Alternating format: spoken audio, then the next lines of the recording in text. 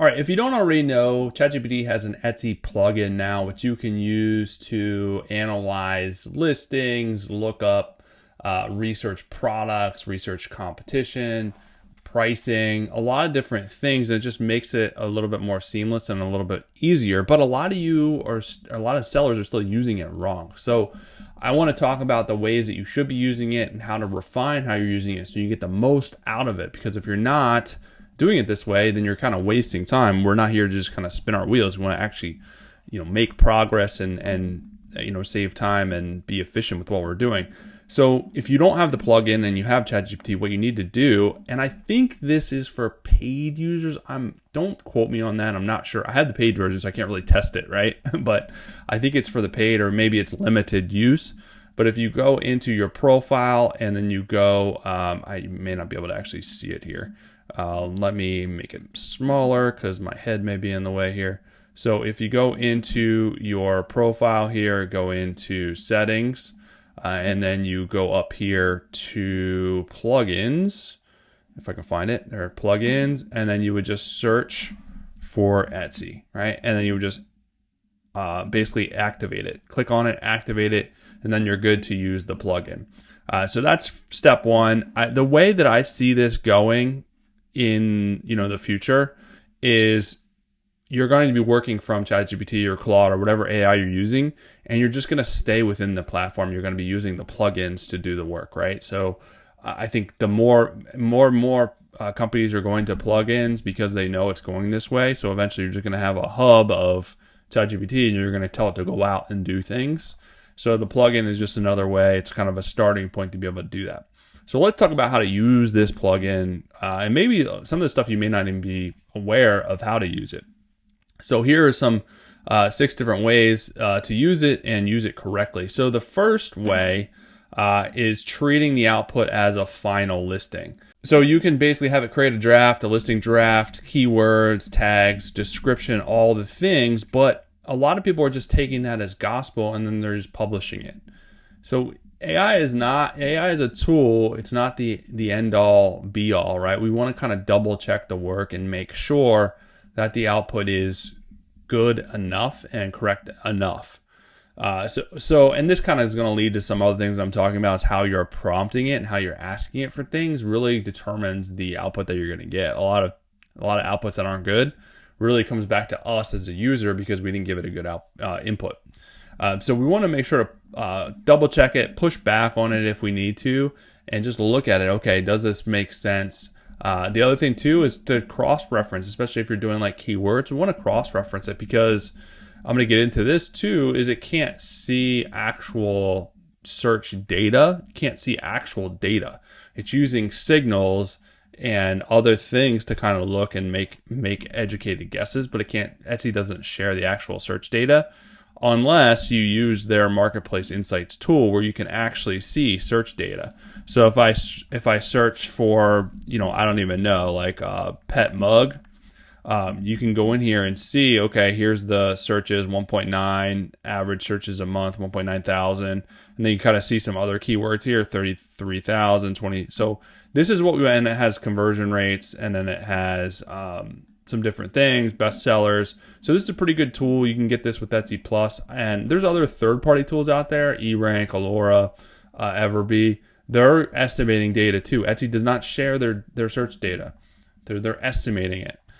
Whereas if you do marketplace insights, you can get the actual search data that they're sharing, right? So it should be hopefully accurate. So that's kind of the only thing to using like a third party. But we want to kind of go, because sometimes AI will recommend a title and I'll go and look at the keywords and there's like no demand, right? There's no one searching for those keywords. So even though they may seem like a good keyword, no one's looking for them. It's a waste of space. So we always got to double check that, right? So that's number one. Number two, copying bestsellers, not beating them. So a lot of times we'll use the AI to, find bestsellers, find listings that are doing well. And even that may not be 100%, accurate depending on what it's pulling up. But you could do this. You could do this search too. If you want to find bestsellers and have it analyze them. I've done workflows in the past too inside my Etsy Games community. I have entire workflows build out where you can use AI, you can use skills to analyze bestsellers. So there's a bunch in here. There's a bunch of AI workflows in here, but there's several in here that I use it to analyze bestsellers. You can use the Chrome extension to basically go and look at bestsellers inside of Etsy. So there's a bunch of workflows in here. There's a link below to join us here. Fun, positive, motivational, safe community. We're all helping each other grow. Just a couple bucks a month. You don't have to go out and steal cars and to pay for this. Just a couple of bucks. But there's a link below if you guys want to join us in here and get help with this type of stuff. But anyways, bestsellers, a lot of people use it to find them, and then they're just literally copying them, especially like digital graphic type stuff. It's so easy. The best thing to do is not, think of, obviously bestsellers are a good gauge of demand, right? That tell us, okay, this is wanted right now. These are doing well right now. And a lot of times, even if we copy exactly title, tags, item, it's still not going to sell, right? It doesn't, there's a lot of other variables at play. But we don't want to do that anyways. We want to find ways to make something better, right? Make a better, make a better wheel. It's gonna be hard to invent something very new, the newest thing. Most things have been done 1,000 times, but how can we make it better? How can we make it a digital product? How can we add more value, right? And there's, again, inside here, I have an entire workflow that basically runs this for you, and it'll analyze top listings and then pull the information out of them and then find ways and suggest ways to make them better. Because we're going to take it from here to here, and that's how we're going to be our own bestseller, is elevating the bar, not just copying something. And how can we make it better? How can we tweak what's working and make it even better? And because we don't want to play a game of telephone with bestsellers, and that's what's happening. People are just copying them, and they're a crappier version, and then people are going to buy a crappier version, right? That's not going to work.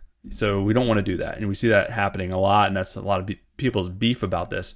We want to take it to the next level, and that's what we want to kind of take away from this. Number 3, trusting demand it can't actually see. Okay, so it can't actually see, it can't see sales, it can't see traffic, it can't see real-time Etsy search volume. So it's estimating this, right? It's looking at the marketplace, it's looking at other related sources, anything that it has access to, and then it's making estimated guesses, right? There's a lot of published reports about demand for certain niches, certain products, so it's pulling that information in, relating it to Etsy, and then giving you demand signals. So we want to basically take that and actually see, are there demand? You can push back on it and say, okay, what are the demand signals? What are you pulling that information from?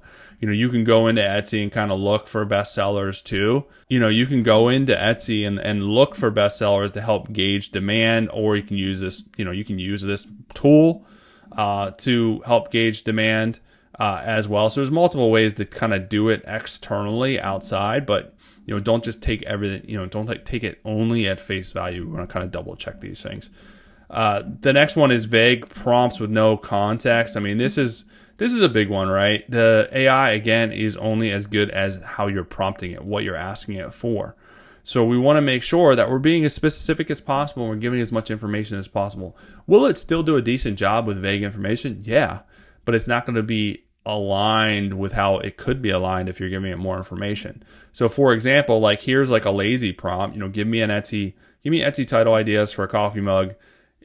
You would get generic interchangeable titles. 1,000 other sellers would use. The plugin has nothing to work with, so it hands back an average of everything. Whereas if you're using a detailed prompt like this, I sell funny ceramic coffee mugs on Etsy for new dog owners. My buyer is 25 to 40-year-old woman who just got a puppy and buys gifts for other dog people. Price point is 18 to 24. My shop style is bold, sarcastic, hand-lettered humor, not cutesy. Give me 10 Etsy title ideas that lead with the strongest buyer keywords first. Stay under 140 characters and avoid trademarked breed name phrasing. For each one, tell me the main keyword you're targeting and who it's aimed at, right? This is quite the difference in prompts. So just make sure that you are being as detailed as possible for your prompts. It's a big miss. Taking policy advice as gospel. So it may suggest trademarked or restricted terms or even items, right? We can't sell certain items on Etsy. Sellers assume AI wouldn't steer them wrong. One flag listing can cost you the shop. Always double check against Etsy's rules. So what I can do, because a lot of times it will give you ideas and then we want to double check them. So what you can do is tell it after it gives you the output, double check this with Etsy's policies and report back with the pass fail or verifying that it is allowed and cite the source. So you can basically tell it, okay, find that this is allowed, cite the actual policy in the Etsy handbook that it is allowed, and then include the link. And it'll include the link and you can go to it and just double check it yourself, right? Because Etsy's handbook is out there, so it can easily analyze the handbook and determine is this allowed or not, and then you just double check it. So that's what I would do just to make extra sure. Number 6, stopping after one prompt. So this is a big one, is a lot of times we have to remember when AI wants to give us a shiny, rosy version. So anything we ask it, it's going to be like, sure, we can do that, or this is a great idea, or whatever the case may be, even though it may not be a great idea, maybe a terrible idea. So we have to push back on it. So the best way to push back on it is once it gives you something, you can ask it like, okay, I need you to reanalyze this response and verify, is this the best thing that I could do? Or act as a devil's advocate and tell me why this isn't a good idea. So push back on it or ask follow-up questions, right? Or dig a little bit deeper. So a lot of times we shouldn't just take the first response at face value. We should push back. But I would say the best thing that I've done is just push back and ask it to be the devil's advocate and just say, hey, or your sparring partner, and then say, hey, now tell me why the idea that you just presented is not the best idea, or any problems with this idea, or any concerns you have with this idea. So it's basically going to then take this great idea it said it had, and then it's going to start ripping it apart. And you're going to be like, why did you tell me this was a great idea? Now you're basically telling me it's garbage. And sometimes it won't. Sometimes it'll be like, okay, no, this is still a strong idea. Here are some minor concerns, but for these reasons, these outweigh the concerns. So sometimes a lot of times it still will be pretty good. Now, the other thing you can do is if you have a skill, which I teach this in my community as well, this is a little bit more advanced, you can turn your prompts into repeatable skills that you run over and over and over. You can build in a sub-agent to double check the output. So you can build in the sub-agent, which is basically just going to go and double check that first agent's work, pass or fail it. If it fails, send it back to redo it. If it passes, it'll be like, okay, this is passed, this is good to go.